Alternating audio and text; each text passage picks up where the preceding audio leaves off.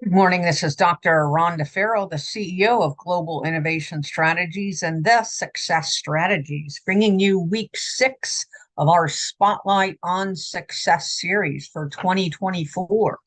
In case you are new to this week, we have discussed multiple topics in 2024 to date, all building on one another. First and foremost, starting with week 1, and we talked about the key elements of business analysis, moving to the discussion of readiness and how you can position yourself and your business for greater success. Week 3, we talked about 10xing the power of visionary goal setting and how to break through your prior ceilings of success.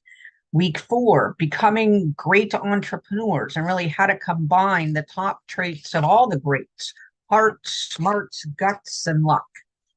Week 5, we looked at navigating uncertainty and how to focus on qualifying and quantifying the problem space so we can properly analyze, align, and then perform exponentially.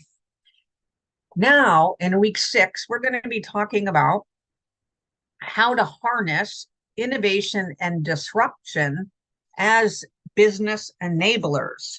So I know sometimes, especially as very busy entrepreneurs, leaders, etc., that challenge, the issue, the risks, etc., can seem daunting at times. But part of what makes entrepreneurs great, excellent, enables them to 10x is their capabilities and willingness to turn that on its head and look at how they can use that particular situation to be a platform for success.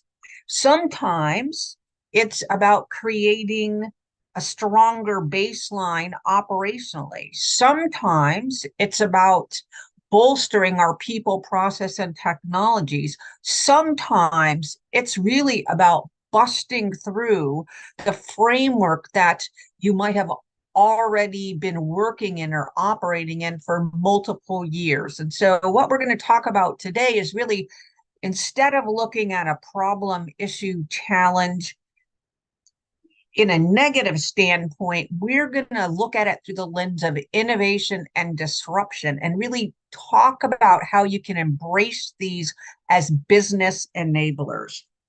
First and foremost, we need to shift our mindset and our culture. We talked earlier about hitting that ceiling of our success, and oftentimes that happens because of our unwillingness to examine the merits of ideas that may not necessarily be in your toolkit yet. So maybe new people, new technologies, new processes, new models, but you're just not there yet. And so part of us honoring innovation and disruption as a business enabler is to help you open the scope and scale of what you're willing to potentially consider, if nothing else, as an idea that can help your business move forward. And so we talk about embracing a culture of continuous innovation. And how can we do that? You might say, well, if I'm stuck in my framework and I've hit my ceiling of success, how in the heck am I supposed to think differently, do differently, act differently, feel something differently? And so the merit and power in that is through the power of association, through the power of you focusing on getting out of your own way via garnering perspectives, gathering people, getting expertise from others. So that may be at the executive suite level.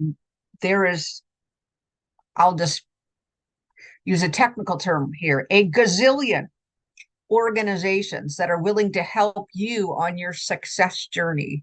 What is 1, 2, or 3 that resonate with you? Where can you go find a trusted advisor? There's the SBA. There are women's groups. There are men's groups. There are entrepreneurs groups. There are solopreneur groups. There are business leader success groups. There are, you name it, if it's a specific technology or a certain technique, etc. I'd start general because oftentimes when we're trying to bust through that ceiling of success with business enablers, we need to help you wrap your head around what that next leg of your journey might look like and to get you amped up and to get you shifted so that you're willing, you're ready to accept new ideas, new technologies, new processes, new models before you bring in experts to help you get there. So we're going to create this baseline of readiness through your power of association. And we're going to ask you to come up with 10 different questions, 10 questions for other people that could help you bust through your current ceiling for success. That could be monetization. That could be automation. That could be AI. That could be technology. That could be business model. That could be the way you're structured. That could be the way you're harnessing workforce or contractors or partners. That could be your clients and customers that you're serving. That could be your portfolio. But 10 questions that you want to ask of others that are innovation and disruption oriented so that we can help you break through your ceiling for success. The next thing is once you're ready, once you've turned the corner to embrace that level of uncertainty as a momentum creator for your business, a momentum creator for your success, an enabler for you to be able to scale. Now we want to understand a couple different things to help you get there. And first and foremost is technology is your friend. And so how can you better understand and leverage emerging technologies if you're not necessarily a techie, right? And that's where kind of that readiness comes in. So it's a three-pronged approach, right? First, we have to drive awareness. There's probably plenty out there in the ecosystem right now for you to pull from, but maybe there's a top three, top five that business entrepreneurs or business leaders could harness in 2024, 2025, or beyond to enable their business to scale. Maybe that's a starting point for you to explore what's right for your business in your industry at your phase of maturity and at your stage of growth. That's not going to be a one size fits all. It's going to be specific to what you're trying to do, your vision, your journey. So if we can ask about the top three, the top five, the top 10 that will serve you in the space that you and your business are at in the phase of maturation and growth, given what you have to work with today, knowing that you're trying to exponentially scale tomorrow, we can, again, not only ask the right question or provide the right prompt, we can then again reach back to the ecosystem that we talked about in our first point for embracing a culture of continuous innovation and ask perhaps what they're doing. If there's a like organization, a like executive, a like CEO, a like entrepreneur, a like business leader, someone that you feel comfortable with just discussing what's working for them. And then the next thing is really now that you've driven awareness on your team as to what's in the realm of possible, you've talked to trusted advisors or other parties that are similar to the industry and organization type, size, scale that you're at or that you're wanting to create. Now it's time to place a bet in this, so to speak, right?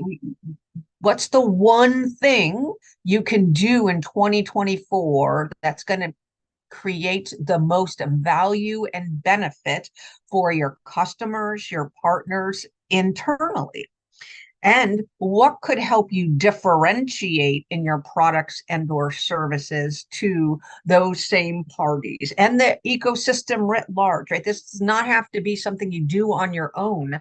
The wonderful news is that even as solopreneurs, entrepreneurs, business leaders, we have a wide range of organizations that are already doing these things. So sometimes all we have to do is reach out to them and ask to see if they want to be part of your future success and vice versa.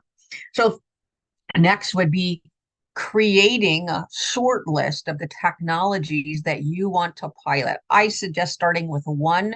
That makes it easy on you, makes it easier on your team. And then you can cherry pick. If that one is going well in 2024 and you're getting the scale, you're getting the results, then please go to number 2, 3, 4, and 5. But the most important thing is driving awareness, driving engagement, driving adoption, driving use, and driving success for you and your business in whatever form that looks like. We talk a lot about emerging technologies, but continuous process improvement, business process reinvention, etc., falls into this category also, right? Because sometimes it's not the technology, so to speak, it's the middle layer between the people and technology that's going to give us the greatest additive scaling that we need for a certain point in time, right? So we prepare our team through readiness. We examine one technology for use and adoption, and then we really focus on what's that middle layer of process, business process reengineering, continuous process innovation, et cetera, that can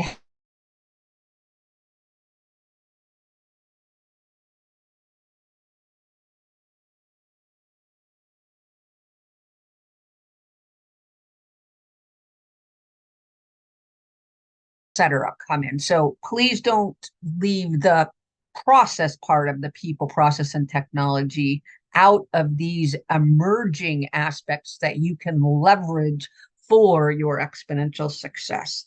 And then last but not least, and perhaps the most important, right, as we wrap our heads and mindset and culture around continuous innovation, we're leveraging these new technologies and processes, and that's to move from reactive to proactive, right? How can we harness these to anticipate the changes for our clients, our customers, our partners, our workforce in regard to behavior and preferences? How can we create a stronger portfolio of products and services? What do we have to do with our business model? What is happening in the ecosystem internationally, domestically, locally, that we can harness and make the pivot ahead so that we are able to scale exponentially through that early pivot? So we want to really drive you in the first two to be able to harness analytics and customer feedback. Then in the last one, we want you to be able to use the information that you're gathering and analyze it in such a way so that you gain inserts. We want you to be ahead of the curve, proactive, looking for disruptions that you could possibly bring to the marketplace in one way or another, right? So if we really do want you to bust free of your current operating framework and you harness these three areas so that you can pivot and scale. And the only way you could do that is through differentiation and value. So you want to be the leader. Right? We want you to be the leader, strategically inserting before some other organization, some other leader has already gotten there, right? Because it allows you to have the headwinds necessary in that early pivot to monetize, to disrupt, and then to create a new standard and model for others to follow. So what enables that for you? If you're not familiar with agile methodologies, either from a system development lifecycle or from a business model perspective, I suggest you go out there. Safe Agile. If you look at business agility, it doesn't matter if you're doing technology or services, process, focusing on people, it's going to have elements that you can harness and use to help you be more nimble, help you be more flexible, to help you really focus on where can you derive value at every step. And just know that this doesn't have to just be an inside out job. You don't have to do all of this on your own. The merits and the value in the disruption and innovation is through the conversations, the collaborations with others out in the ecosystem. So don't think you have to go it alone. Ask the questions of your ecosystem, ask the questions of your communities you're serving. And please don't forget the power of parallel thinking to bring innovations and disruptions where no one is in your circle is currently talking about. So we invite you, agile methodologies, parallel thinking, inquiry across the broader ecosystem to help you remain relevant and competitive for your rapidly evolving marketplace. Again, this is Dr. Rhonda Farrell, the CEO of Global Innovation Strategies and these success strategists. Thanking you for being here on week 6, hoping these 3 tips for harnessing innovation and disruption as business enablers were of value to you, and we look forward to connecting with you. You can reach us at www.gblINNOV.stratllc.com or CEO at the same domain name. We look forward to serving you next week.